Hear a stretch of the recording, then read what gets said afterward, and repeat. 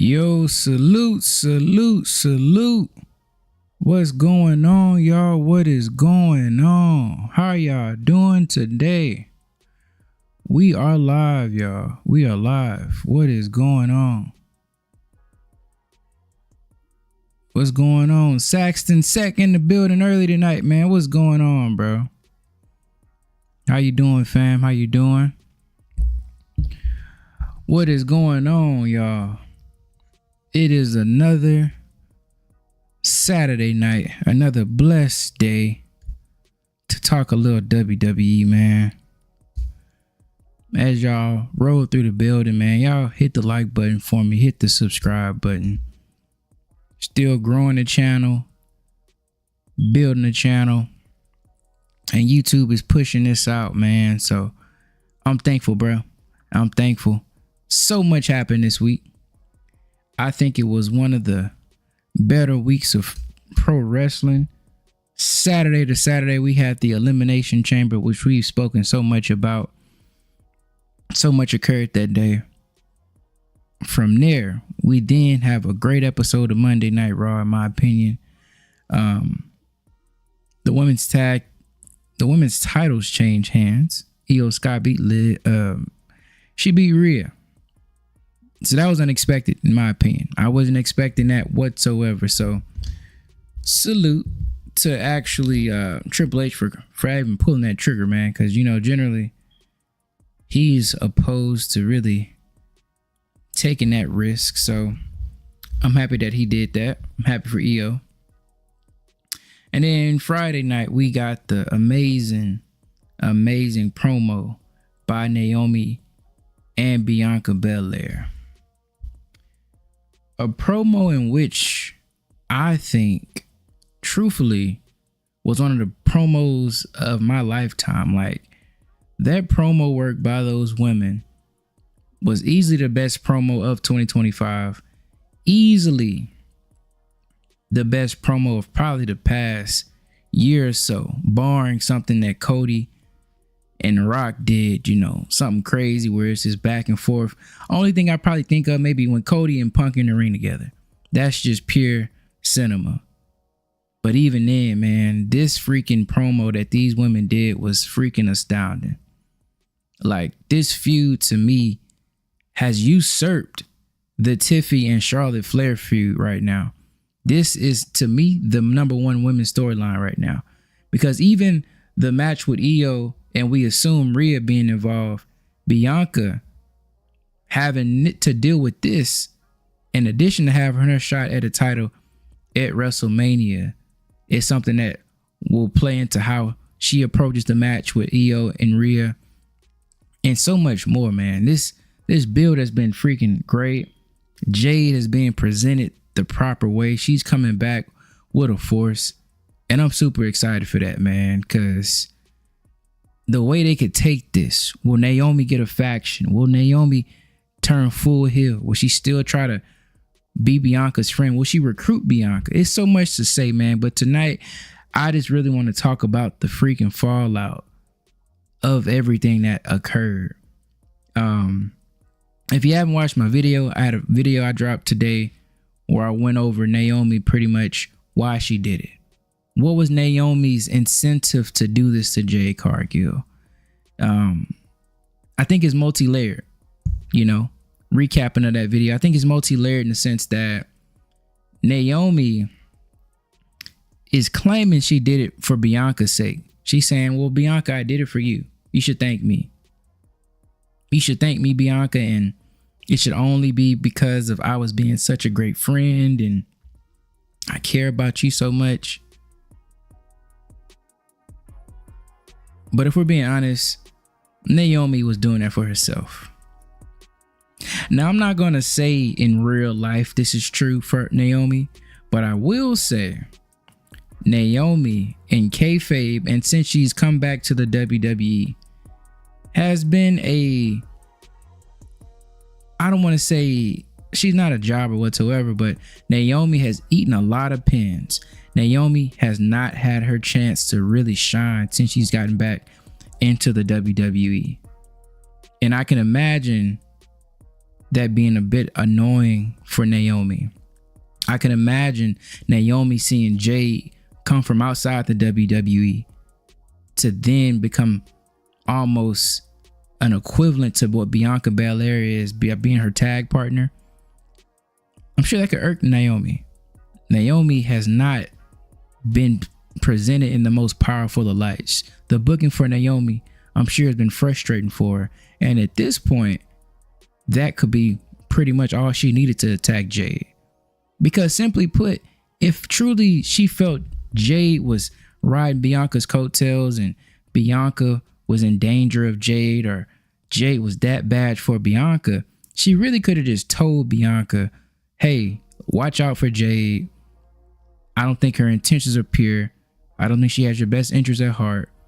I don't think that you're really getting anything from Jade.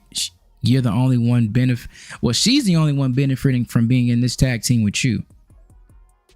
But instead, because her intentions truly weren't about Bianca solely, Naomi took Jade out so she could take Jade's spot. That's the truth of it. Naomi was being selfish. She's trying to gaslight Bianca into thinking she did it for her. The whole time, it was mainly for herself. Because think about it, guys. Naomi said something really spectacular, really eye-opening in that promo. She said, every time I stand up for myself or try to, make a move that's good for me, you all turn against me. You all don't support me. She was talking to the crowd here. Now, it's interesting because we know back when Naomi left and around 2022 and things, all that drama, the fans in a way turned on Naomi. So clearly that promo and the tears that she was crying, it definitely was bigger than just solely some great acting. And I think the fact that they were able to blur those lines, and the fact obviously in the promo the lines were blurred, I think Naomi truly felt that, because how else could she be crying like that? Why would Bianca be crying like that? Naomi probably feels that she's been looked over. She hasn't gotten her due. She feels like the fans have turned on her. She feels like she's always supporting other people. She's eating pins from Bayley. She's supporting Bianca. She's supporting Jade even in the Big Three storyline. She's doing so much, always with a smile on her face, but she's getting the short end of the stick. I could see her really feeling that in real life as a wrestler, as a worker. Like, she's one of the best to ever put on the boots. And I don't think she's got that big payoff that she wanted. She's never had a big one-on-one individual storyline in her whole career. That's kind of heartbreaking, to be honest with you. Naomi, of all people, all the years that she's been in the WWE, she's never got that. And she's just now getting that, which I'm happy for her.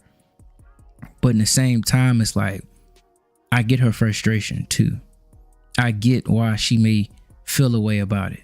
I get why she could feel like she's been betrayed, and she should really have been Bianca's tag partner the entire time. Because look how powerful, look how elevated those tag titles became while Bianca and Jade had them. The tag titles were, a couple Raws ago, Bianca Naomi defended versus Liv and Raquel. I'll be honest, that match almost felt bigger than the match between Rhea and Io. Like, that match had a big match main event feel to it. That tag title defense on Raw, that was huge. Like, they brought out the 4K cameras, everything. Now, of course, you got Liv and Bianca, probably two of the three most popular women in the whole sport, but still, that match and the tag titles were elevated quite a bit from that pairing. So I think Naomi feels like, hey, that could have been me the whole time. Now, I think Naomi and Jade are cool behind the scenes, so I'm not saying it's like beef between them, but as a professional, Naomi may feel like, well, damn, Jade just got here. How come I couldn't have had this super tag team with Bianca this entire time? I could have elevated it, And I think personally, once Naomi actually became Bianca's tag partner, I think it was quite clear that she was super astounded and she was really, really happy to be next to Bianca. I think Bianca's one of her best friends in all of the company. I mean, everything about it. She does Bianca's little twirl when she's spinning. Naomi is the happiest I've ever seen her since she came back. So I think that was really, really what she wanted from the beginning with this whole storyline. And I'm happy we're getting a payoff from it. So I think it's multi-layered. And I think Bianca was so emotional because Bianca being Naomi's friend, Naomi, I'm sure, has confided in Bianca about her frustrations with the booking, with the frustrations about how the fans turned on her, her frustration about never being in a big solo feud, never giving her moment, always doing the job for somebody else, but never getting the job done for her. Because that type of emotion that they expressed can only be truly conveyed through something that is real. That's not purely acting, like I said. That has to be truth and nuggets of truth within the things they were saying that night. Even Bianca, when she yelled after for Naomi, she said Trin. She called her Trin. You know, her Naomi real name Trinity. She said Trin. That's how emotional it was for them. Like they were talking about this in the past or behind the scenes, and it finally came out on screen and Bianca couldn't contain. She called her Trin. You know, she don't go by Trinity in WWE. So that storyline is just great. Salute, Marky Dan. How you doing, man? Blessings to you. Thanks for stopping in, bro. How you doing? Yeah, so that storyline is interesting. I think the thing is from here, Naomi. Does Naomi become just a heel full time? Does Naomi then get her own faction? Those are the questions that I'm asking and I'm thinking about. You know, and the next question, obviously, did Naomi act alone? Excuse me. Did Naomi act alone? Did Naomi have help from Bayley? Did Naomi have help from the Metaphor Girls? It'll be an excellent way to tag Lash Legend and Jakara onto the main roster by being in a faction with Naomi as the leader. It'll be a fun thing too. I think Naomi finally being the center of attention of a faction, I think that'll be something fun for everybody involved, truthfully. Now, I find it funny, Bayley and what her role is in all of this, because a lot of people speculated Bayley could have helped Naomi or Bayley's involved some way, somehow. I wouldn't be surprised, because I think one question they have to answer now is that, okay, Jade was pushed off a high ledge onto the car. Cool. Did Naomi just simply sneak up behind her? Or was it a tussle? Was it something more to it? Because Jade had scratches on her face too, so it seemed like it was some type of tussle. So Naomi probably had a little help. The only thing that makes sense is if it was somebody that was stronger, maybe a Lash Legend, or maybe a vet like Bayley that helped Naomi. You know, it's crazy. I guess another scenario in that situation was Naomi walking with Jade, and then she simply just pushed her, unsuspecting. Jade was unsuspecting that Naomi could do something like that. That's my theory. They were probably just walking on the way somewhere. Naomi pushes Jade off the ledge, and that's what happened. But I love the aspect, if it's somebody else, I think that'll make this story even more spicy. If it's just Naomi, I think the only way it could go is maybe Jade obviously attacking Naomi, them having a match at Mania, and then Jade looking at Bianca with a side eye and not trusting her.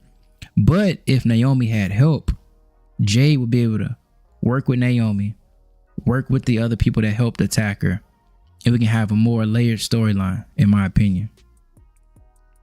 It'll be pretty fun though, and how they take it, take it so many ways. I think one thing that will lead us to a huge payoff is how they position Jade and Bianca's relationship after this. I think the natural angle is Jade simply being untrusting of everybody. Now, whether you believe it or not, I've heard it's some backstage shenanigans, locker room trouble with Jade and the other girls, that, you know, she's rubbed people the wrong way. It's drama. Heard it may be drama between her and Bianca. I don't know if all that's true. Excuse me. And I got a video dropping about that tomorrow. But I guess they say I guess play meets reality, or I guess the show will kind of mimic reality. Jade trusts nobody. That'll be something fun. And maybe with Bianca, she can be like, yeah, Bianca, you didn't attack me, but you still moved on from me quick. You didn't check up on me. You were really, really happy without me, and you really didn't care. You weren't a real friend. That eventually will lead to them having a match at Mania, and I look forward to that. It'll be interesting though, because if they take it that way, of Jade still not trusting Bianca, I could see possibly Jade costing Bianca her match at Mania, because I'm assuming if Bianca doesn't win at Mania, they want her not to lose clean, you know? You couldn't have it both ways, where Bianca lose her WrestleMania streak and she loses clean. That'd be crazy. Hey, if you're up in the building, man, drop a like for me. Comment a little bit for me. Let me know you're here. I appreciate y'all swinging in. Talking about the fallout of the whole who attacked Jade storyline, y'all. Come through, man. Show some love. Appreciate y'all. Yeah, continuing on though. At this point, how would this affect Bianca and how she goes about preparation for her Mania match? I think they'll try to, I guess, position this as Bianca is so distracted, and this could be something that Bianca has to overcome. Because truthfully, it'll be interesting. It'll be very, very interesting. I wonder how they tell that story between Bianca dealing with this, and then the whole situation with Rhea feeling as though, you know, Bianca messed her up and cost her the title. I mean, all these sort of things is multi-layered, and I think Bianca's character work has been outstanding. I think Rhea will try to make it where Bianca purposely did this. I could potentially see Rhea making it like that, and then Jade also taking it as Bianca, though you didn't attack me, you still had something to do with this. And so the whole Mania build, it'll be Bianca going back and forth between the situation with Jade and then her title match. Like, man, what do I do? And just being conflicted the whole time. If she were to win at Mania, it'll be something really, really astounding. It'll be something that was really, really cool and well written. I think it's a lot they can do with that.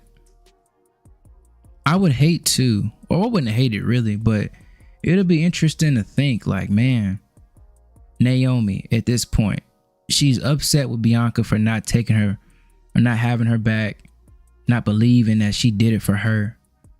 Would Naomi possibly cost Bianca?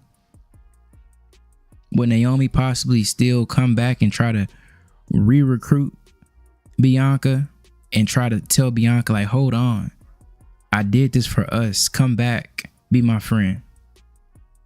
Will Bianca be conflicted between doing what's right and what's wrong?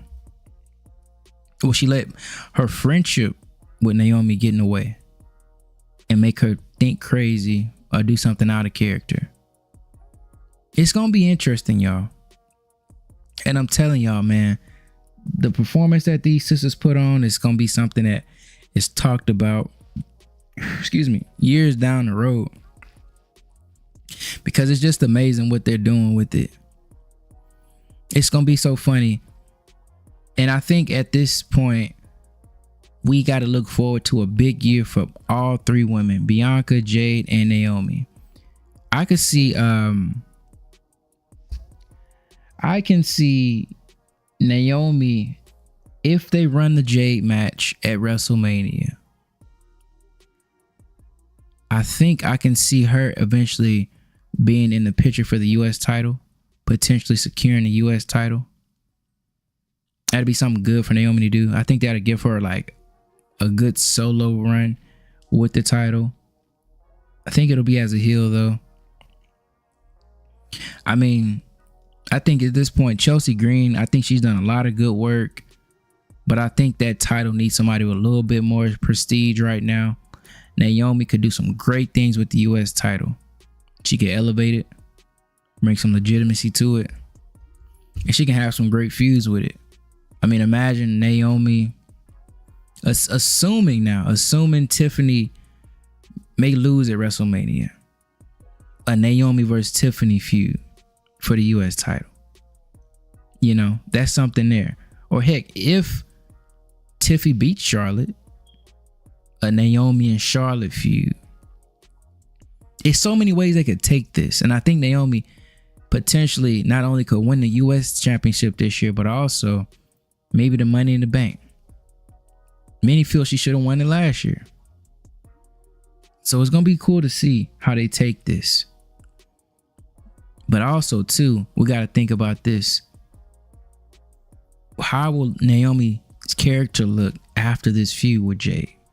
Before we get to the potential good stuff with Naomi, how will her character be presented after this feud?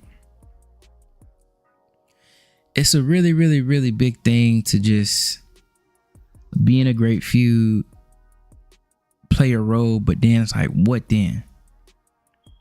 Does Naomi stay a heel if she turns heel? Is it a payoff for her being a heel? Potentially, because women need more heels. I think the only true heels they got right now that are like of that ilk on that level is Liv and Charlotte. Everybody else is perceived as a babyface. I mean, Nia Jax is a heel too, but you know, there's definitely other women that probably need heels to work off of. It'll be interesting to see. It'll be a fun thing to see, I think, in my opinion, how Naomi takes it. Does her gimmick change at this point? I would assume so. I don't think keeping the glow gimmick would make sense if she's gonna be a heel through and through. They'll be doing some character changes to Naomi. And personally think, like, right at this point, it's time for that for Naomi. A nice fresh gimmick, a nice coat of paint on what she's doing can go a long way to keeping her character fresh, in my opinion. After that, guys, the thing I'm most excited for, camera on zoom. The thing I am most excited for is not just what Naomi could do after this, but what becomes of Bianca Belair? What becomes of Jade Cargill after this feud with Naomi? At this point, I assume Jade, Bianca will be kept apart. One of them will be changing brands. I think that's one thing that's obvious with this feud with Naomi. One of them is going to be switching brands, because I think at this point, both are going to be in their own solo paths and both are going to be pushed to the moon. And I don't think you can have both of them on the same brand at this point. So does that mean Bianca beats Rhea and Io at WrestleMania to get the world championship? Possibly. The only thing about Bianca winning at Mania that kind of makes me scratch my head is if Montez Ford and the Street Profits are still on SmackDown. You know, her and Montez Ford are married. I don't know if she would want to switch brands and be away from her husband. And I don't know if her husband want her to be away from him. That's going to be interesting. That's going to be really, really interesting. Because I feel like if Bianca wins the belt, she'll probably have a pretty long title reign. I could see at least half the year, at least till SummerSlam at the worst. If not longer. If she keeps that belt to SummerSlam at least, I could see them eventually having a Liv Morgan, Bianca Belair feud that takes place at SummerSlam. That'd be great. I personally don't understand why they didn't do Liv and Bianca in one-on-one segment at an earlier point. I mean, that would have been a fun WrestleMania match. If Io didn't have a belt right now, and if Rhea wasn't going to be involved in the match build, I think Liv should have kept the belt. And I still think Liv shouldn't have lost the belt. Liv versus Bianca would have been great.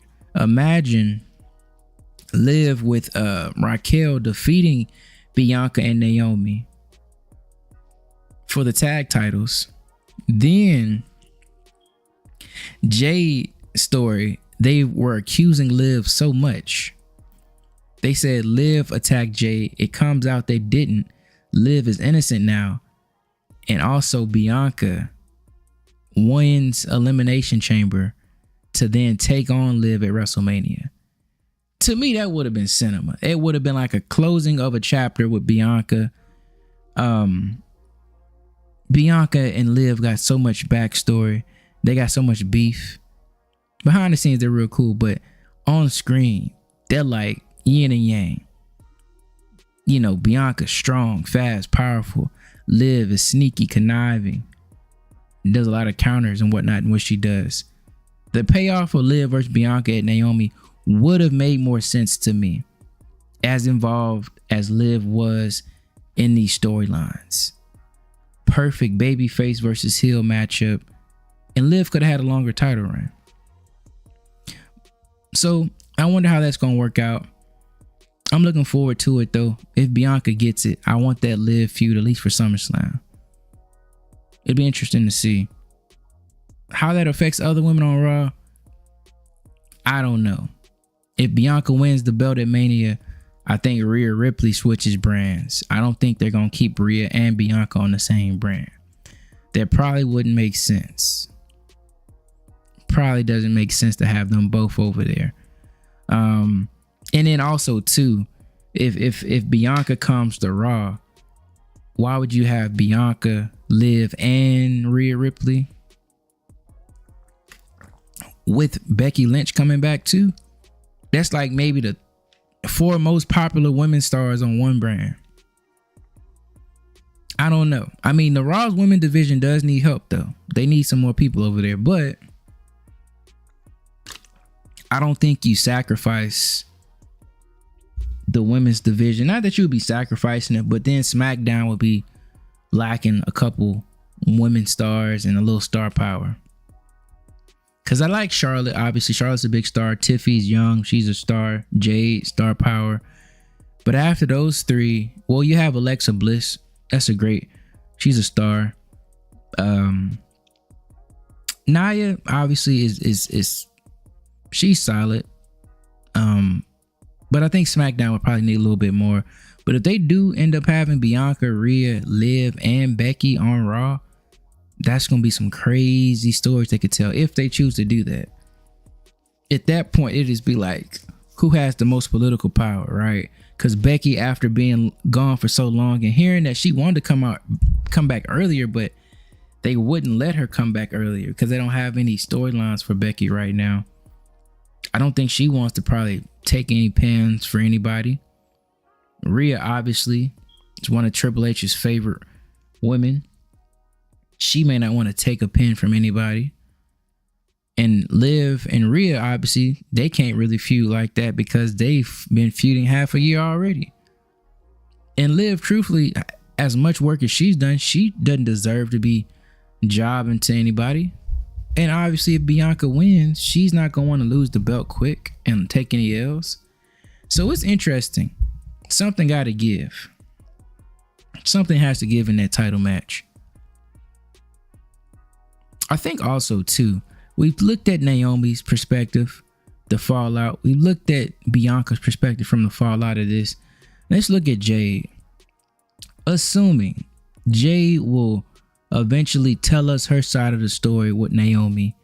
I think when she is able to get the mic and actually tell her side of the story, it'll be really, really interesting. Her perspective.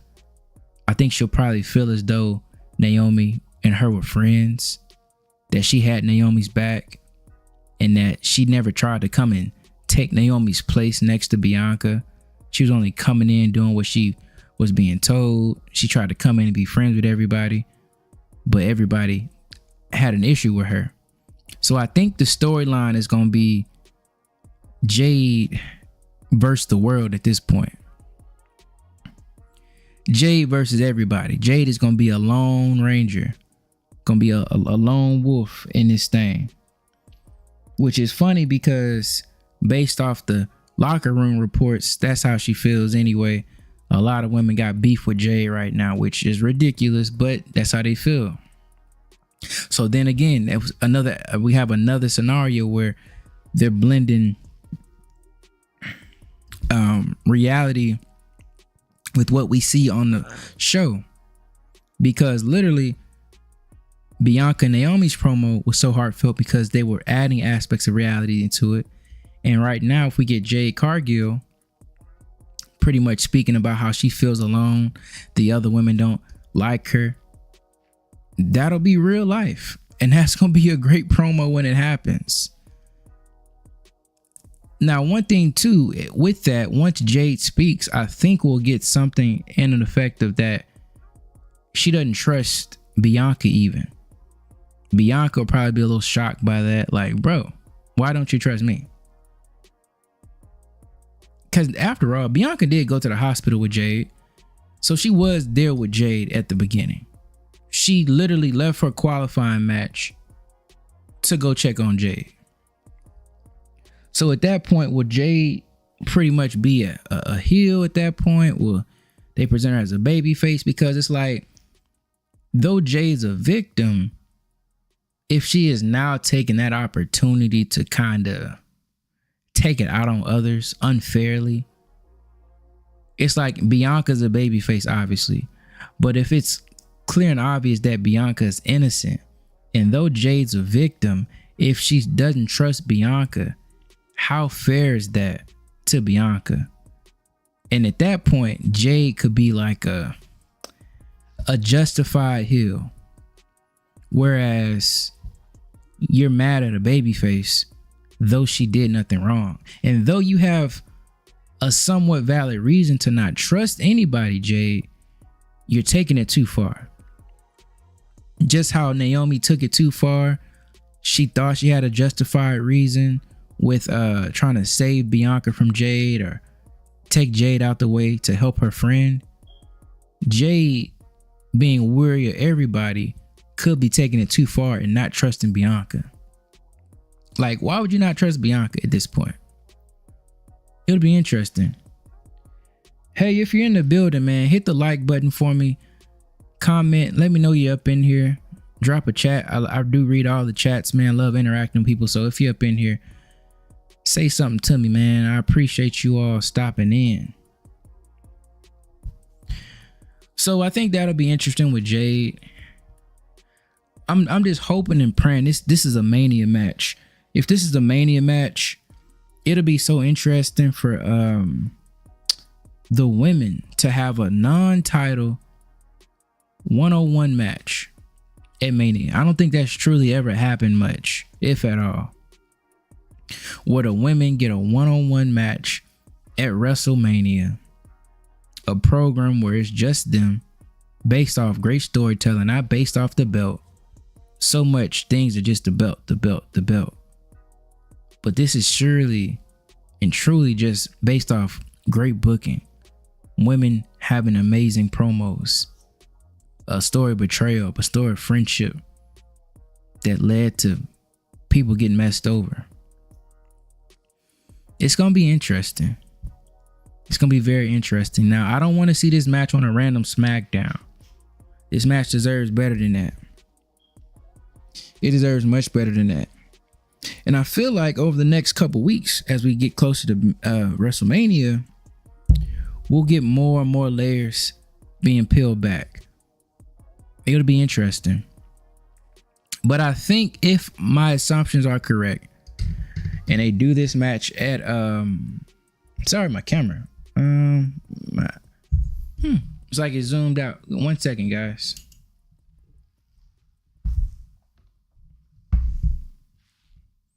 All right, there we go. I think it's a little better. Yeah, so as we get to the whole situation, they need to have Naomi and Jade fight at WrestleMania. Jade and Naomi is a WrestleMania level match. Like I said earlier, I don't want to see this on a SmackDown. I want to see this on a Raw. We ain't got no other PLEs really coming up before we get to Mania. So give these women their due. Let them have their big Mania moment. I think it'll be a great opportunity to see Jade's improvements, if she made improvements in the ring. Because we know Naomi's a great in-ring wrestler. And I believe in Jade. I think Jade can become really good in the ring.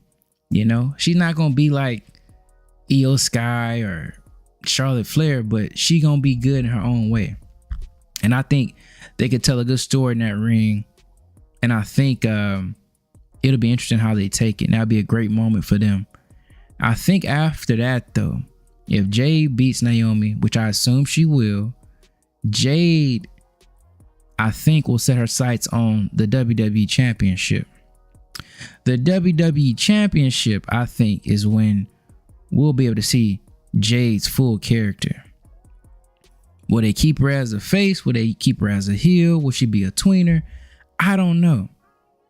Because in my opinion, at that point, Charlotte Flair and Tiffany Stratton, some way, somehow, I think we end up getting to the Charlotte Flair, excuse me guys, just Charlotte Flair and Jade Cargill feud for SummerSlam.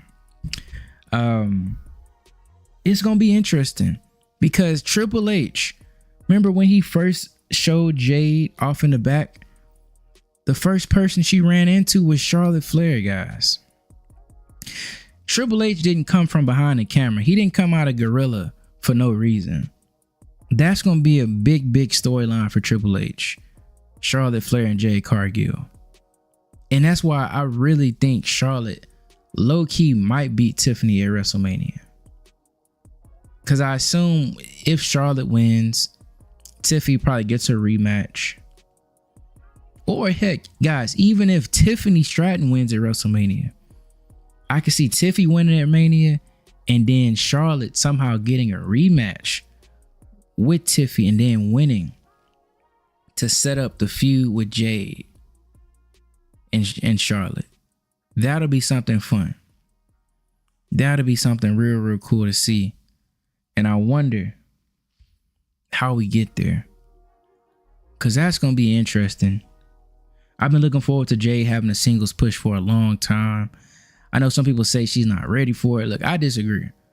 I used to watch some of her AEW matches and she was on a good run. You know, obviously a lot of the matches were squashes, but I think she has the ability to be a good wrestler, telling a great story. And I think too, it's about time. Like, they made Jade Cargill out to be a big deal when they signed her. So it's time for them to present her like that as a single star. I could potentially see, like I said, her versus Charlotte. And then depending on who wins Money in the Bank, I would say maybe like Naomi could possibly win Money in the Bank. What if they revisit that story? That'll be something real cool to see. Potentially get Jade and Alexa Bliss. Potentially, like, what if Jade takes out too much rage on Naomi, or takes out unjustified rage on Bianca for not being a good friend, right? And then a Wyatt's haunt Jade, leading to Alexa Bliss and Jade's storyline. That'd be so cool to see. Obviously, we'll probably get Jade versus Nia Jax just due to the size matchup. They'll be able to work together, do quite a bit of things. So that'll be interesting to see, guys. Jade getting the belt opens up a lot of storylines. It'll be fun to see. And then always, too, we got the option of potential call-ups. Jade versus Lash Legend. They teased that a couple times with them staring across from each other, and two tall, strong sisters looking like that. Man, that could be a great situation where Lash Legend can get into a main event picture. I doubt she wins, obviously, but just getting into that picture, getting her feet wet, getting acclimated to the crowds that may not watch NXT, presenting her as a big deal, that would be great. And Jade could be the one to elevate that and give her that shine. From there, this is another perspective I got. If we somehow got Bianca Belair winning the world title on Raw, Jade wins the WWE title, could we get that match at freaking Crown Jewel? That's interesting. Woo, excuse me. Could we get Jade versus Bianca at Crown Jewel? I don't think they probably go that route, truthfully. I think somebody gonna lose the belt if they both had it. You know, it'll be a transitional situation. Maybe they win it back after that, but I don't think they want to waste that match, because if we're gonna do champion versus champion, we got to realize that the champions for sure need to be a match that they don't necessarily want to have at Mania. So it's gonna be interesting to see. Give me one moment. I don't know why my camera is doing this weird auto zoom thing. It's not adjusting well.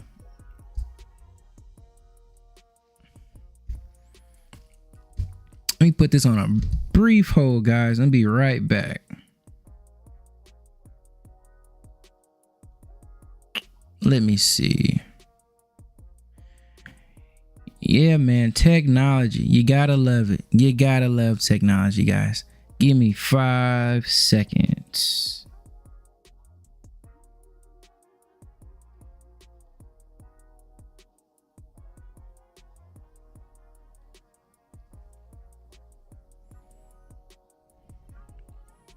All right. Adjusting my camera settings to take off the auto zoom.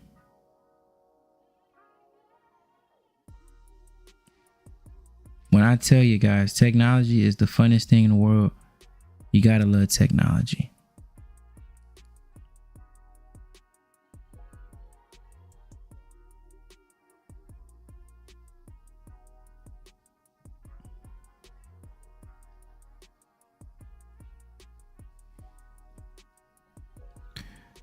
All right, we should be back in business. Let's see how this works.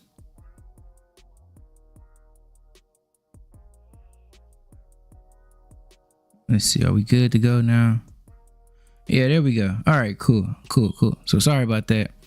Camera troubles, man. Technology is something else, man. If you're in the building, man, hit the like button for me. Hit that subscribe button for me. Say something in the chat, man. Love chatting with anybody stopping in. I appreciate y'all for rocking with me tonight. You could be anywhere, but you're here with your boy listening to some wrestling talk, so I appreciate it. Thank y'all for stopping in.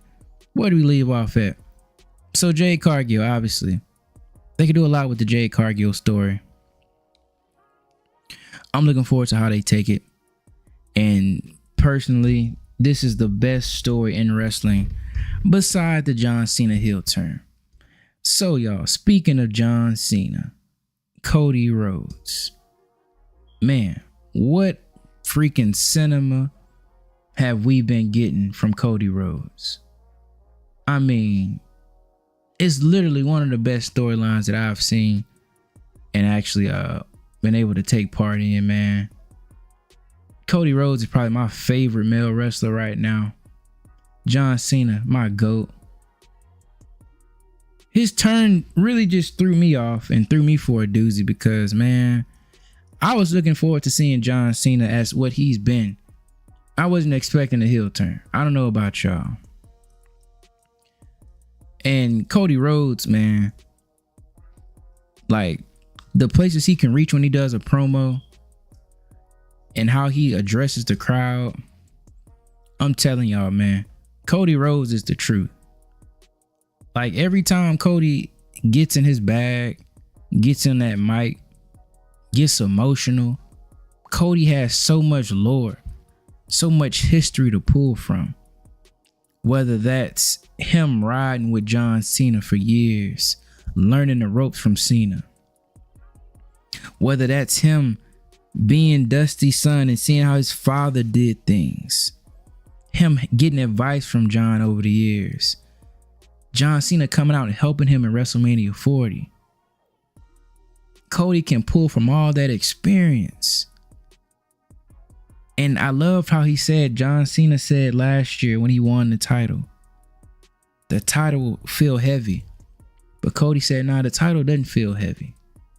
And if you want some, come get some. See, this is what makes Cody Rhodes different. Cody Rhodes, I'm telling you, Cody Rhodes is a babyface. But Cody Rhodes has an edge to him. Cody Rhodes has a edge and a anger. I'm not gonna say anger, but Cody Rhodes ain't no bitch. Let's just say what it is. Cody Rhodes will stand on business. And I think that's what fans really appreciate about Cody, man. I know that's what I appreciate about Cody. Cody isn't a milquetoast, feel good, cookie cutter baby face. He can do all that stuff, but Cody Rhodes literally and truly will beat your ass if it comes down to it, man. Let's just keep it 100. Whether that's The Rock, whether that's Roman Reigns, Cody Rhodes is not about to stand there and let nobody punk him. He had a black eye. They say he busted his earlobe or eardrum. And what the hell Travis Scott was even doing up in the ring, slapping Cody that hard? But you don't do that. They wrong for even having Travis Scott in the shot. I don't care if it was a callback to Hulk Hogan and Dennis Rodman. Who the hell is Travis? Bro, I'm from Houston. Travis, great artist, but bro, you don't have him in the ring for a moment like that. John Cena turning heel. And then you get your superstar injured because the celebrity guest wanted to actually hit him for real. Come on, man. That was stupid. But like I said, though, Cody is out there. He got a cotton ball in his ear because his eardrum busted from the Travis Scott slap. He got a black eye. I mean, the dude does it all. Anybody doubting Cody Rhodes at this point as the face, as the guy, as QB1 of the WWE, you need to go get your eyes checked. Honestly, you need to sign in and sign up for some counseling classes because what you're dealing with is 100% pure, unadulterated hate for Cody Rhodes. Cody Rhodes is the dude, man. Cody Rhodes can cut a fiery promo. Cody Rhodes can put you in your feelings. Cody Rhodes can have you feeling like, damn, I need to do better in life. And the thing is, people try to say, Cody, bro, oh, bro, Cody, you're Dusty's son, bro. You just had it easy, bro. That's what makes Cody so great. Cody was a product of nepotism, but guess what? He failed at first. He bet on himself. So every time Cody Rhodes says something, people listen. Every time Cody Rhodes says anything, every time Cody Rhodes calls back to history, calls back to when he was first in the WWE and working with John Cena, calls back to a time Dusty said something, what John Cena said last year, people listen, people believe it, people feel Cody. And if the reports are true that Cody Rhodes turned down The Rock and turning heel, I want to say salute to Cody Rhodes for having the balls to turn down The Rock. And that FU in the ring had a little more meaning to it. Because what do you mean, Rock? You want to turn Cody Rhodes heel? He just won the belt less than a freaking year ago. Why would you do that to a guy that they've been hoping and praying to finally get? They've been hoping and praying to get another baby face. Rock, why would you want to take that guy, the guy they've been wanting even before Cena retired? They've been wanting another babyface like Cena since 2015, 2014. They tried to make Roman that. Roman wasn't that. He was failing as a babyface. You finally get a perfect babyface in Cody Rhodes, and you want him to turn heel for a storyline. Come on, man. The Rock need to stay out the way if he gonna be doing that, bro. Do not ever be suggesting nothing stupid like that. Just like with last year, you want to come in and take the main event, bro. No. I'm so glad that Cody Rhodes has a backbone. I'm so glad that Cody Rhodes has a vision for his character that he's not finna let anybody mess up.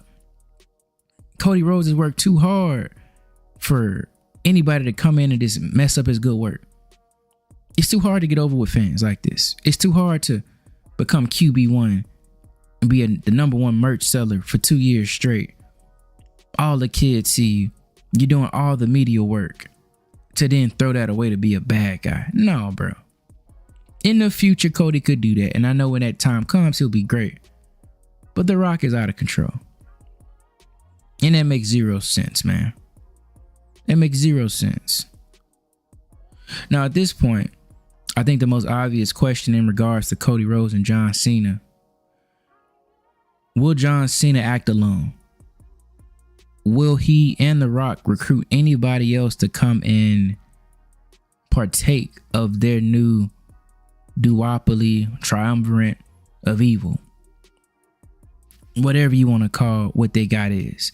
Will they bring somebody else on board with them to become a part of the new NWO sellouts, the elite, the deep state, whatever the hell Rock and John Cena are calling themselves? Will they recruit other people? I've seen some speculation online. Will it be LA Knight? Will it be Braun Breaker? Will they recruit Bianca Belair? Who knows? And then, you know, one that's obvious, I wouldn't say obvious, but will they recruit CM Punk? It'll be interesting. It'll be real interesting. Will Roman come out to assist Cody? Oh man, it's a lot of ways they could take it, man. Don't even get me started on Roman. I got a video dropping. I got a video dropping tomorrow or on Monday about Roman Reigns. And I gotta just keep it honest about Roman Reigns, man.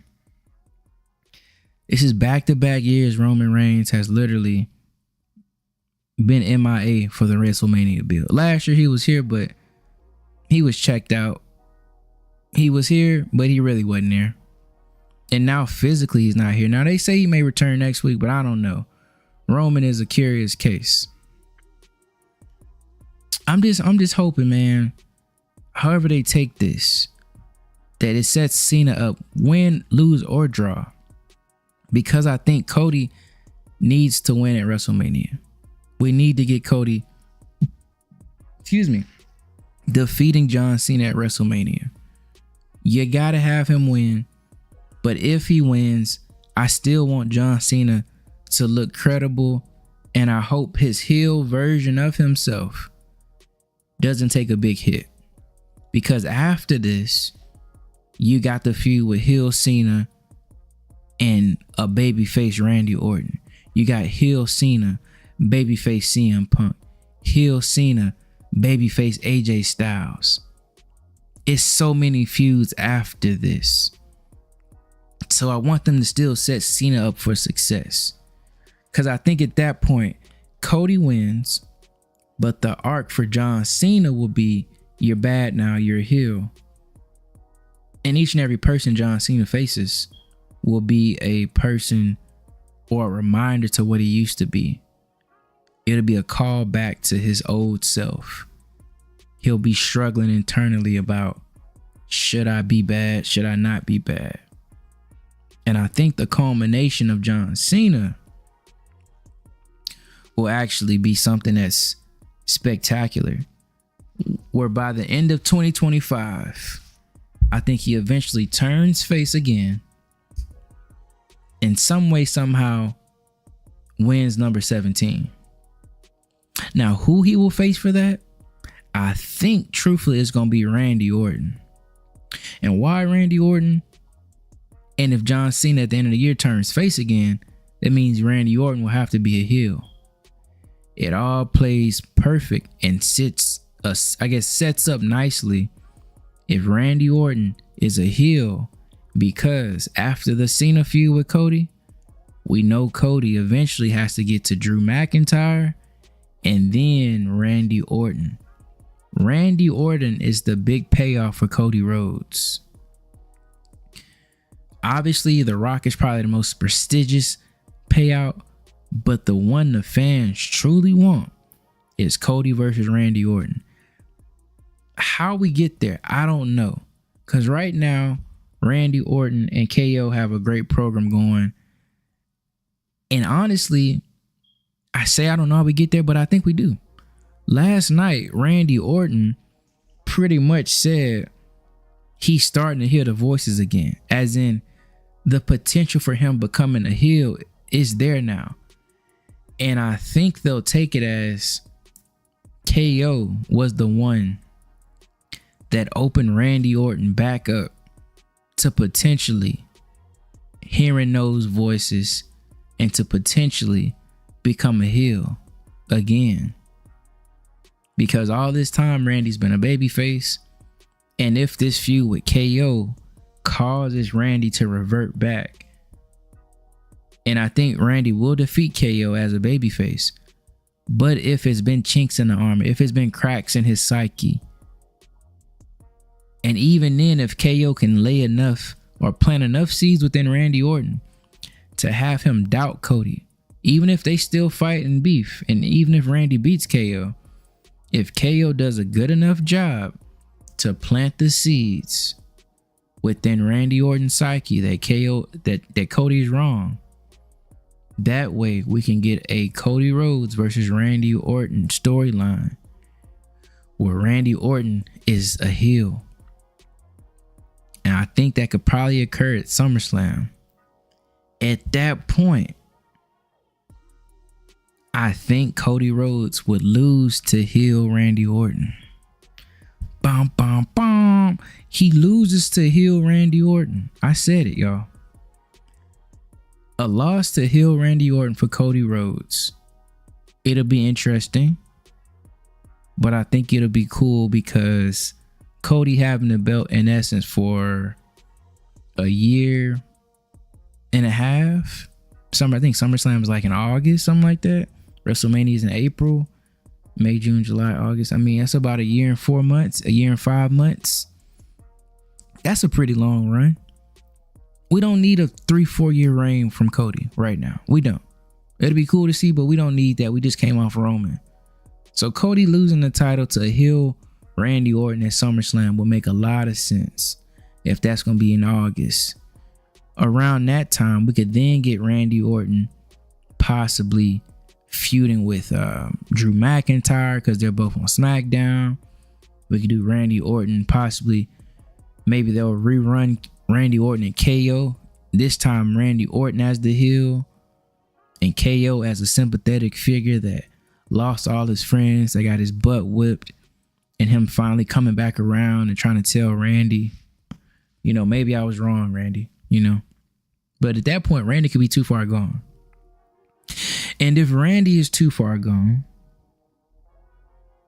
KO at that point would just be cannon fodder. Until we eventually get to Randy Orton as a heel versus John Cena as a heel. And that promo battle could be epic. And I think Randy Orton will be the last feud that John Cena has.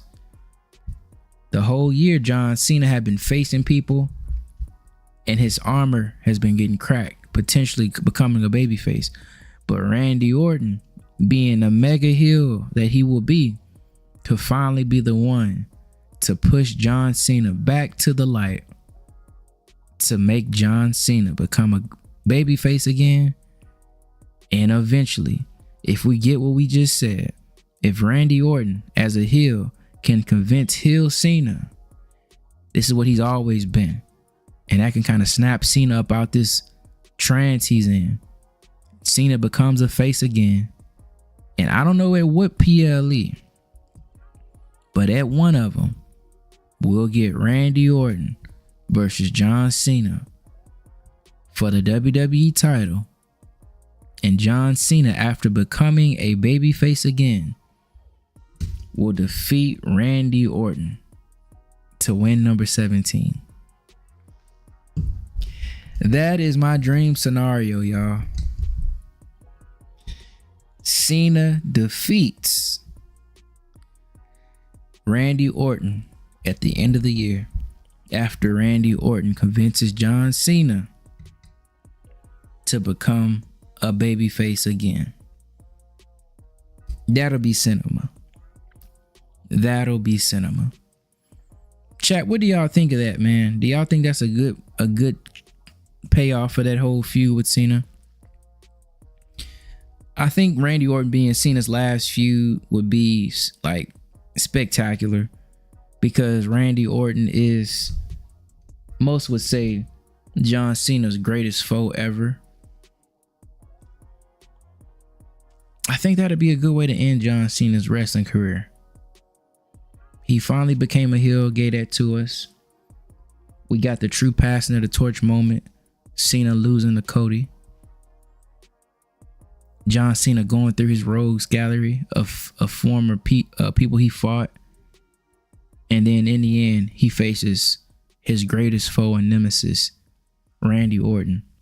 And Randy's able to use the psychology against John. And they know each other so well. And John eventually beats Randy Orton for the title to win 17. I mean, that's just a storybook ending in my opinion. I'm looking forward to this matchup. Looking forward to the feuds with everybody. Only thing too, if John Cena wins 17, not even if, when he wins 17, they're obviously gonna let him win 17.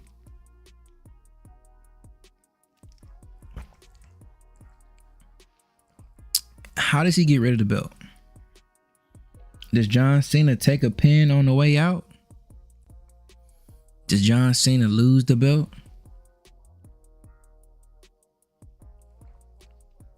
Does John Cena just vacate? I think potentially it can be a little problematic if John Cena wins 17 towards the end of the year, and then John Cena ends up like vacating the belt. How would they crown a new champion if John Cena vacates the belt? You know, WWE naturally would just do a big old tournament. But bro, we don't need a tournament right now. So I think John Cena on the way out will maybe take a pin from somebody. Maybe. I don't even know who. Because at this point it's like, if he beats Randy, do you give it back to Randy? Maybe give it back to Randy by having Randy beat John Cena again. Because, you know, Randy is close to his own little title championship streak. I think he's at like 14 titles now. So if he beats Cody, that'll be 15. He loses to Cena. He then beats Cena again to take the title off Cena. That'll be 16 for Randy. It'll be interesting, because they could then run Cody and Randy at WrestleMania. Because obviously if Randy beats Cody at SummerSlam, Cody, I could imagine taking a pretty big hiatus. Well, I'm gonna say a big hiatus, a couple weeks off to show like he's recovering, he needs to get better, so on and so forth. But then after Cody comes back, he kind of has to go through a little form of self-discovery. And then around Mania build, we could possibly get Cody maybe winning the Elimination Chamber. And then that can set up a Randy Orton versus Cody Rhodes feud. In my opinion, That makes a lot of sense. Because I just think Cody and freaking Randy is a Mania match. They deserve a main event at WrestleMania. This shouldn't just be a SummerSlam type of thing. Because as they've shown, like, the best of 3 of a series at WrestleMania can be great. Like, I'm looking forward to potentially having Punk and Seth part 3 at WrestleMania. I don't know about y'all. Punk Seth part 3 at WrestleMania sounds really, really good to me. So I think something like that, Cody and Randy, they have to occur at WrestleMania at some point. We need that. We need that very badly. You know? But y'all, I got one more thing I want to talk about tonight. I got one more thing to talk about, and I started to talk about it a little bit already. But y'all, we got to talk about the WrestleMania 40 build. We got to say something. CM Punk, Seth Rollins. CM Punk and Seth Rollins. I mean, the work that both men are doing, y'all. The work that both men are doing in this build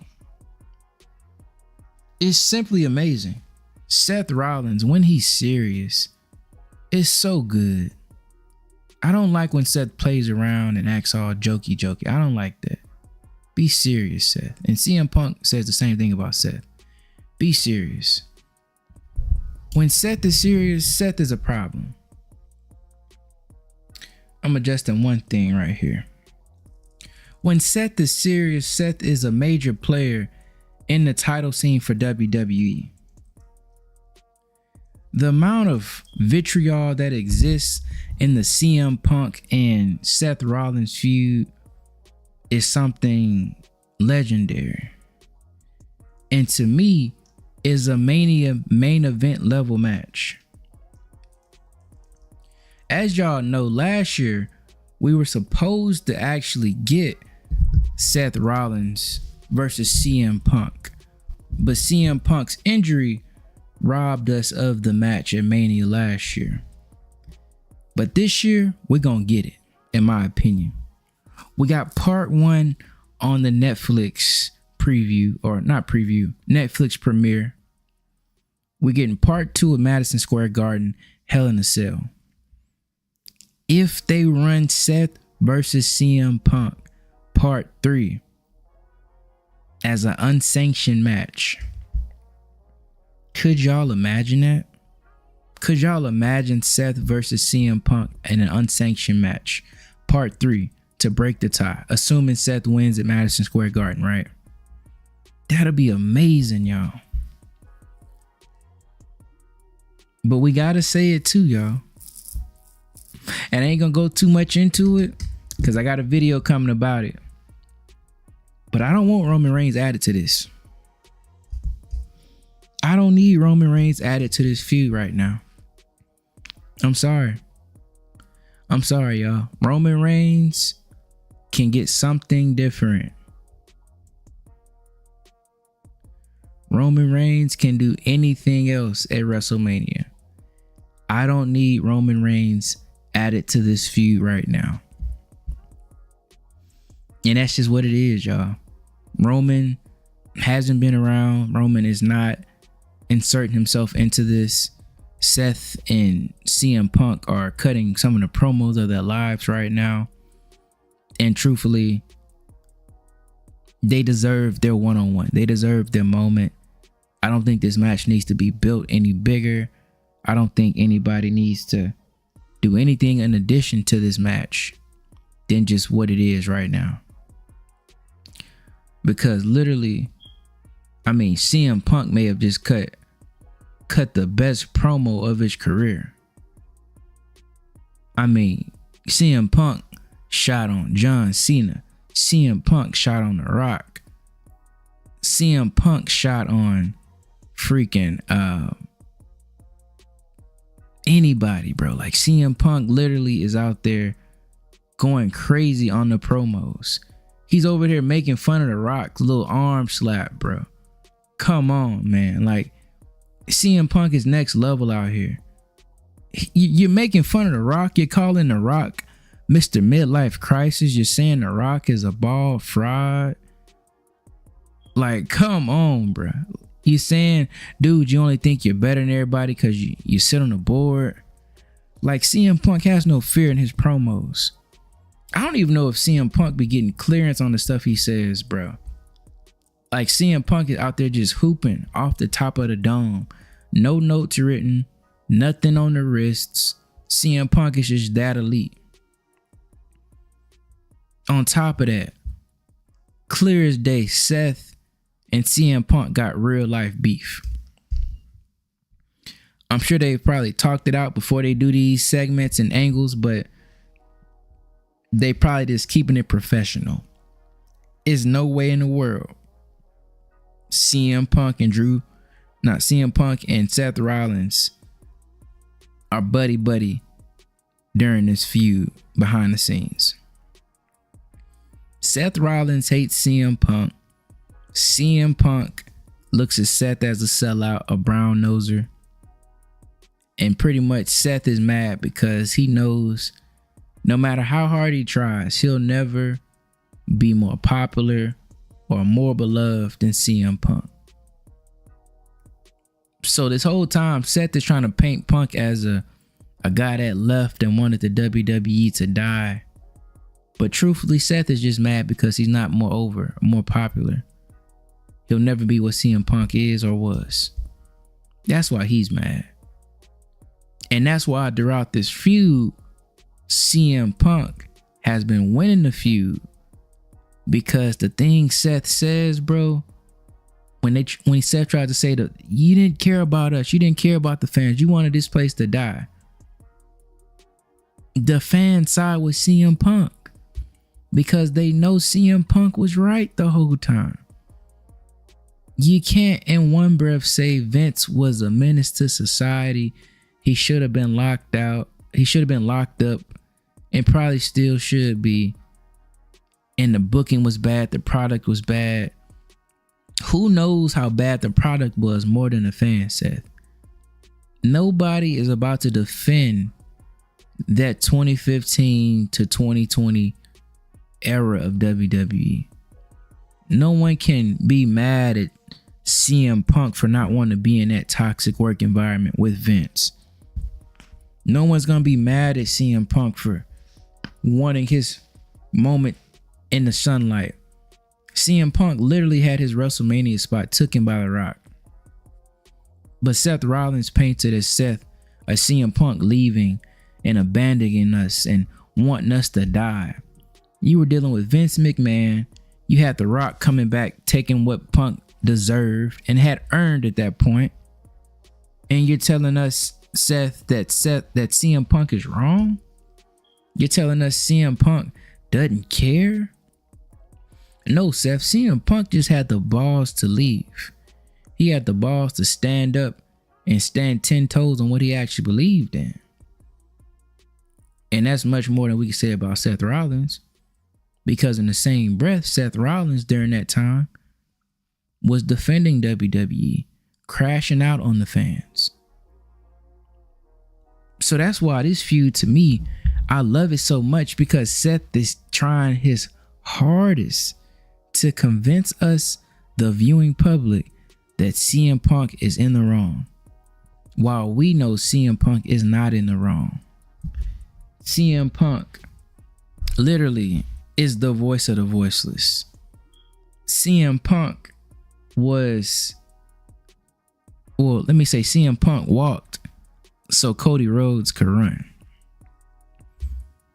I'm telling y'all though, the CM Punk freaking Cody Rhodes feud, when that happens, will probably be the greatest promo segments ever. Whenever CM Punk and Cody Rhodes are in the ring together, it's pure cinema. It's the greatest promos and the most depth and the most, I guess, lore filled freaking promo battles I've ever seen. CM Punk versus Cody Rhodes. Like, you're literally looking at the man that came up with the concept of what Cody wanted. Cody's the fruition to all that Punk stood for.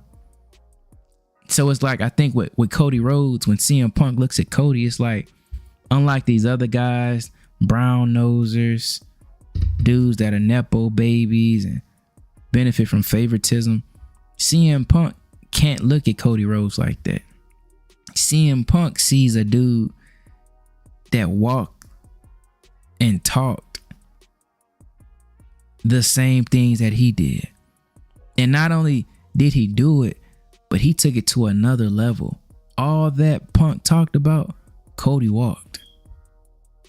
All that that CM Punk stood for, Cody Rhodes stood for as well. I mean, my gosh, bro. The promo segment between Cody Rhodes and CM Punk last year was crazy. Then the one they did this year was amazing. When CM Punk said that, I'm a real friend to you. I'm not going to stab you in the back. I'm going to stab you in the front. You know how real that is to say to somebody? I ain't going to stab you in your back. I'm going to stab you in your front. I mean, that's just crazy. Like, that's just a bar. That's a bar. But that's how real CM Punk is, though. Hey, if you're in the building, man, make sure you hit the like button for me. Comment for me. I love hearing from people. You will have your chat read. Make sure you like and subscribe, man. Trying to grow the channel. Loving the WWE talk. If you're liking the video, man, let me know you're liking it. I appreciate everybody, man. Let's get back to this, man. But, bro, CM Punk, whenever that time comes and you face Cody Rhodes, I'm seated. I'm ready for it. I need it. Like, Cody Rhodes, I guess in a lot of ways, is CM Punk's love child. The pipe bomb existed, and Cody Rhodes was a star child from that moment, from there. With the creation of AEW, I mean, that's just, it's no better story being told in WWE than Cody Rhodes. And then the fact that CM Punk went to AEW and then it ended in disaster. The company in which he spoke into fruition years ago is finally created. They bring him out of retirement to wrestle. He goes there only for it to end in disaster with the backstage drama with him, Jack Perry, and you know, the elite and them over there, man. Like, it's truly crazy. And I think CM Punk has so much more to give too. That's what I'm excited about, y'all. And that's why I'm excited about this Seth feud. CM Punk is taking care of himself, y'all. CM Punk is hooping. CM Punk is doing some of the best promos of his career. He's not resting on his laurels. He's not just getting complacent. Y'all, do y'all realize CM Punk was up in that elimination chamber with John Cena hooping, right? He was up in there hooping with John Cena, like for old time's sake. And then Monday on Raw, he gives us one of the best promos ever to open the show. Y'all know how elite that is? You give us a banger at Elimination Chamber, and then you turn around and give us another banger on the mic, and then has a great fighting segment. I mean, fighting all throughout the crowd with Seth Rollins. You gotta just give your hat, I mean, take your hat off to CM Punk, man. Excuse me, one of the best to ever do it. I think, though, CM Punk said one thing that was interesting during that promo on Monday. He said, I wish The Rock was here. I would tell this to his face. Bro, if CM Punk ever faces off with the final boss Rock, oh my goodness. Bro, that's going to be crazy. Honestly, I don't think they'll ever let CM Punk face off with final boss Rock. too much vitriol there exists between The Rock and CM Punk. And CM Punk mess around and get fired from WWE if he really said what he wanted to say about the final boss Rock. Rock F around and fire CM Punk, bro. Because CM Punk could shoot on Rock so crazy, but Rock being in that position literally has the power to get CM Punk up out of the WWE.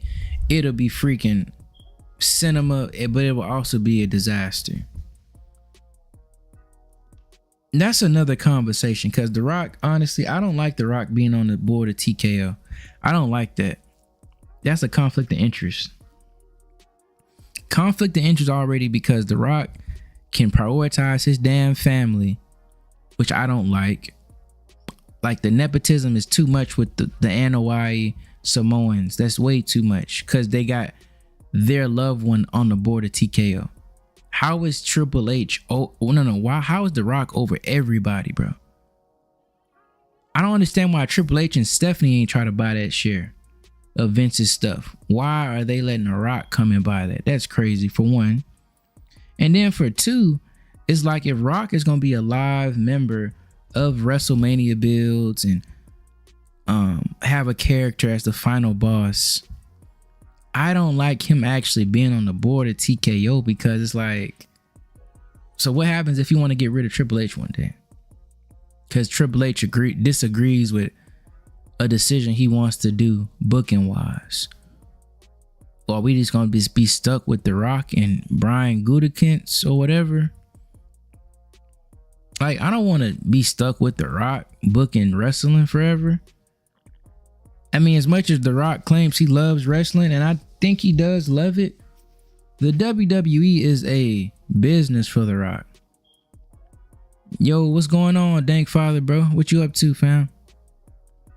The WWE for The Rock is a business venture in an industry he can take over. If you don't know anything about The Rock is in it for himself.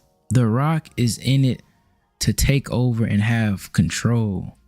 He tried to do it with the DCEU. He tried to do it in many of places like the Fast and Furious franchise. The Rock doesn't come to take part in anything. He comes to take it over and to morph that into his own vision of what he wants it to be. So the fact that he's the TKO, on the TKO board right now, I just think he got too much power. Literally, it doesn't make sense. I heard a report that said The Rock told Triple H and them he wasn't going to be wrestling at WrestleMania this year. Oh, what's up, Dank? You want to come up? I mean, I really just kind of do the show by myself. I don't generally drop the link on WWE Talk. Cause I'm about to hop off too. I'm probably go another like 7 minutes, and then probably hop off. But bro, if you want to come up and talk, yeah, let's set it up. We could do a whole show together, Dank. That'd be fun. I'm all up for collaborations. I'm all up for doing shows together, man. So if you want to, bro, let's set it up. We can do a whole thing. Have some questions lined up, have some topics set aside, bro. That'd be something fun. So that'd be cool. But yeah, back to what I was saying about The Rock. In general, so The Rock told them that he wouldn't be wrestling at WrestleMania 41. The report was The Rock told them he's not wrestling at WrestleMania 41. From there, they also report The Rock then made sure Jey Uso won the Royal Rumble. Bro, you mean to tell me the reason we got Jey Uso in the main event title scene for WrestleMania is because of The Rock? Lord have mercy. That's insane. This is what I'm saying, y'all. not only will they not let CM Punk shoot on John Cena for real, I mean, not John Cena, The Rock for real, is because The Rock's ego is too big. His skin is too thin, in my opinion. CM Punk F around and get fired. But look at what The Rock is giving us Jey Uso in main event scenes. The Rock is the reason NXT got Ava as a manager, as the show GM. Bro, what? Ava is horrible. Like, she shouldn't even be a part of WWE. And I'm not saying she can't do nothing, but how is she the general manager of NXT? I'm sorry, bro. That's out of control. That's out of control. Also, too, y'all, if y'all notice, Nia Jax, I think Nia Jax has improved quite a bit, but it's because she related to The Rock. Let's be honest. And then finally, y'all, this is what got me really mad about The Rock. Solo Sikoa. Enough is enough. I'm sick of seeing Solo on my screen. It's like they had Solo attack Cody 2-3 weeks ago, and the whole entire wrestling fan base forgot it happened because everybody was so pissed the hell off. Bro, Solo is not legit. I don't care what they do. I don't care what The Rock say. I don't care how many times Triple H try to push Solo. Solo is not legit. Solo should not be a main event player. Solo, he don't do it for people, bro. And that's just what the reality is. And I think that push for Solo was so crazy because of The Rock. Do y'all understand? Cody Rhodes' whole entire title reign was plagued with Solo Sikoa. He fought Cody like 3-4 times. Like, how is Cody in a Solo vortex? The bloodline vortex, bruh. That makes no sense to me. Every time Cody got outside of the bloodline vortex whilst he's had the belt, he has put on amazing performances and had amazing feuds. Cody Rhodes versus AJ Styles, bro. Starting the damn Cody Rhodes title reign off. Two of the most amazing matches I've seen. Just pure hoops. In Lyon, France. The crowd was going crazy, bro. Like, Cody Rhodes' title reign started off great. Even Cody Rhodes' feud with Logan Paul. I said Logan Paul. And I think Logan Paul is annoying. I think Logan Paul is a nuisance to wrestling. Logan Paul is athletic, though, and can do some good spots in the ring. But even then, even with Logan Paul's limited promo skills, too, Cody had a good feud with Logan. And the match was nice. Cody then gets thrown into the damn bloodline vortex, feuding with Solo. Bro, nobody wants to see Solo, I'm sorry, on their screens. Cody gets away from Solo again. He has a great feud with KO. I mean, I know I just skipped a few people. Who else Cody fought, bro? Cody had a great feud with KO. I mean, that feud there, bro. That feud brought tears to my eyes. KO and Cody. I mean, the entire build for that was just cinema. KO doing some of the best work of his career. Cody doing some of the best work of his career. And I think the thing is with Cody is that Cody can have these feuds with people and it feel real because he has the history built in with them. Everything Cody does that's outside the bloodline has a deep connection. You know what I'm saying? Like, in anything that Cody does, even for like the crown jewel matchup with him and Gunther, that was good because Cody's the truth. Gunther respects Cody. You can tell Gunther don't respect Jey Uso in this feud. He respected Cody. Cody is legit to the nth degree, to the highest order. That Cody versus Gunther feud was nice. They had a great match. I mean, my goodness. I'm just at the point of like, bro, just don't let Cody near the bloodline again. The only time I want to hear Cody and anybody Samoan is if it's The Rock. That's it. I don't need nothing else from Cody and them dudes, bro.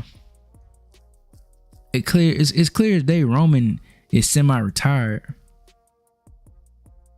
Roman is not worried about working anymore. Unless it's with The Rock, or unless it's with his family, or he's winning the title back. Roman doesn't care anymore, which is sad, but it is what it is. It is what it is, guys. Hey, if you're in the building, man, hit the like button for your boy. I appreciate everybody rocking with me tonight. Hit that like button for me. Hit the subscribe for me, y'all. We got a lot of great content on the channel. We got a lot of great content coming soon, as early as tomorrow. We got long form videos. We got shorts. We'll be doing more live streams. If you're liking what you're hearing, man, let me know you're up in the building, man. Drop a chat for me. I love interacting on these live streams, getting to know people. So, man, I'm just looking forward to what they got coming up. And of course, you know, and just speaking on Cody for a little bit longer. Once Cody beats Cena, Cody versus Drew is going to be crazy. The amount of history Cody and Drew have. And then after that, obviously, we get Cody and Randy. I mean, the possibilities are endless. But I said all that to say, I brought up Cody. I was talking about The Rock, and I was talking about CM Punk shooting on The Rock. I'm excited about what we got coming up for Mania. And I don't think we need the tribal chief involved in it, guys. What do y'all think, man? Do y'all want Roman back for WrestleMania?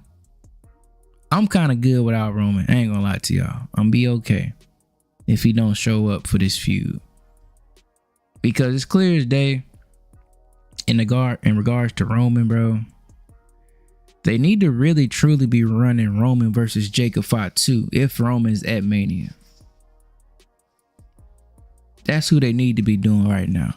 Jacob versus Roman at WrestleMania. That's what we need. We don't need Roman getting added to this Punk and Seth Rollins feud. And if it's not Jacob, Roman should be working with Drew McIntyre.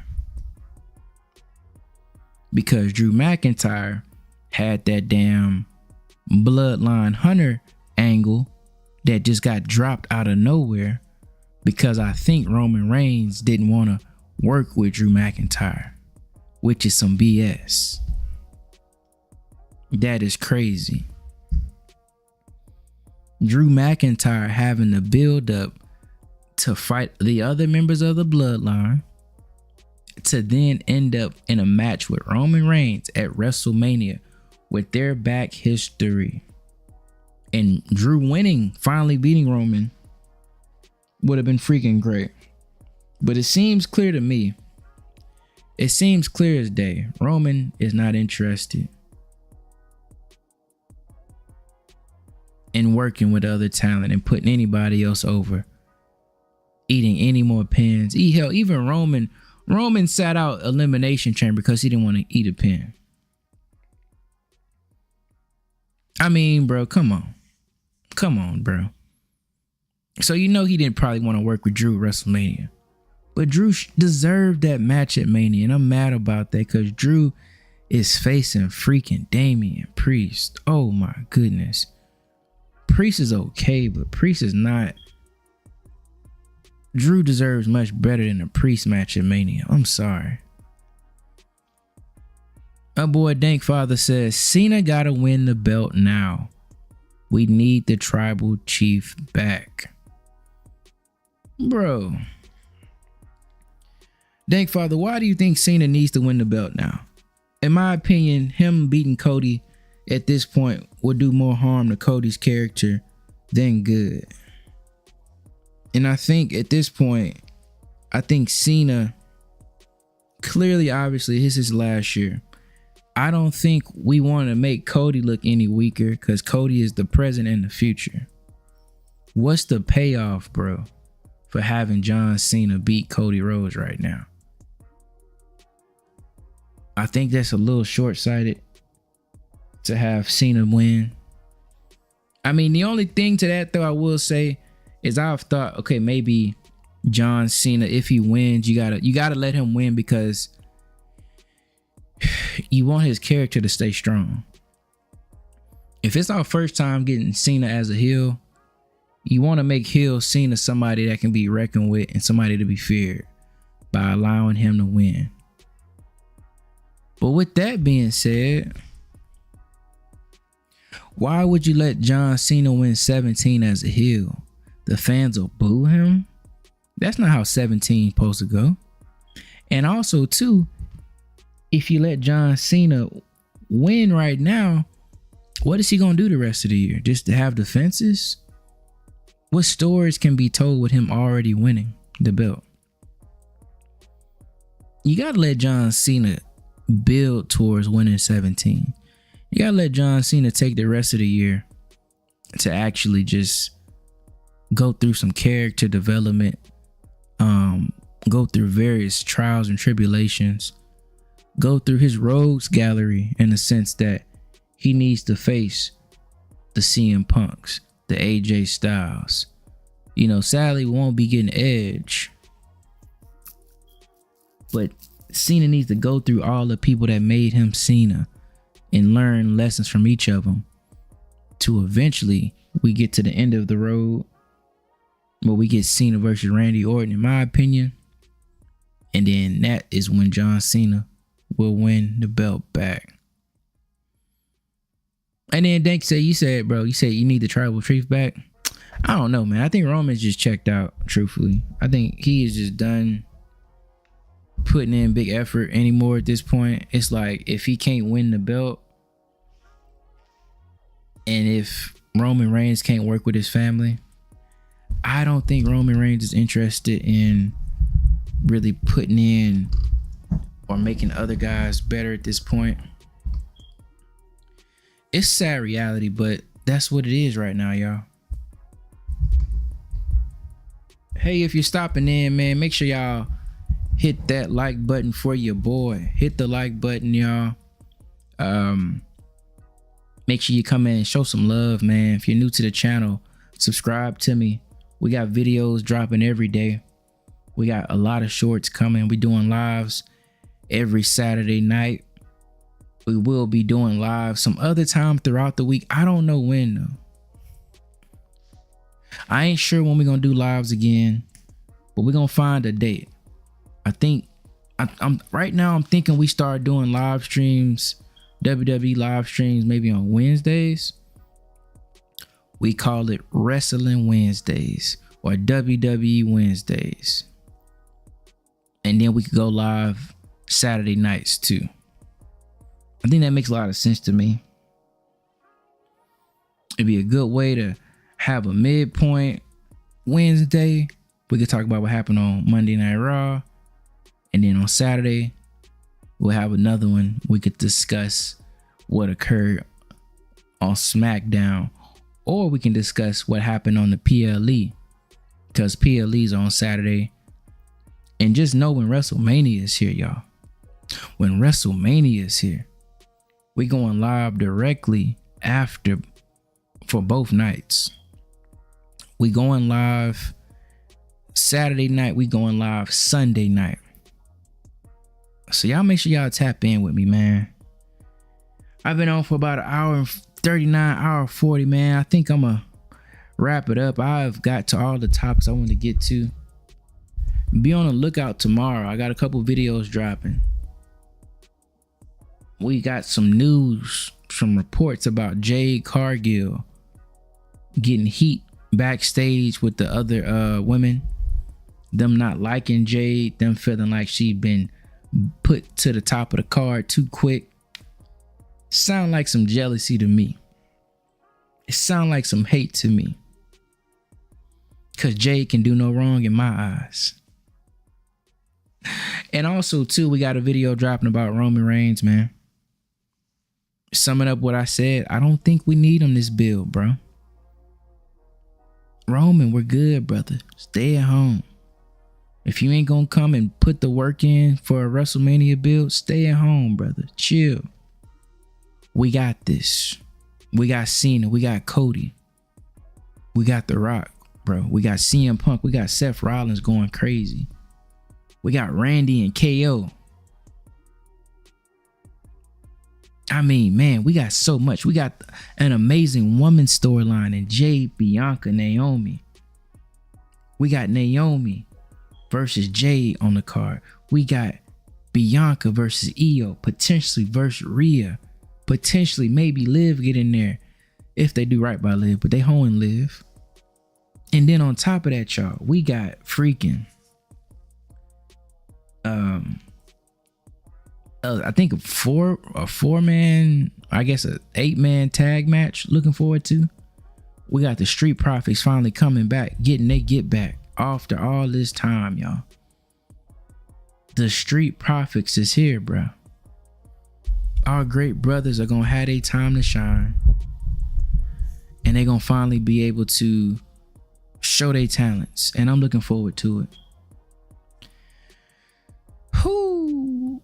If you're in the building, y'all, hit the like button, hit the subscribe. I appreciate everybody coming through tonight.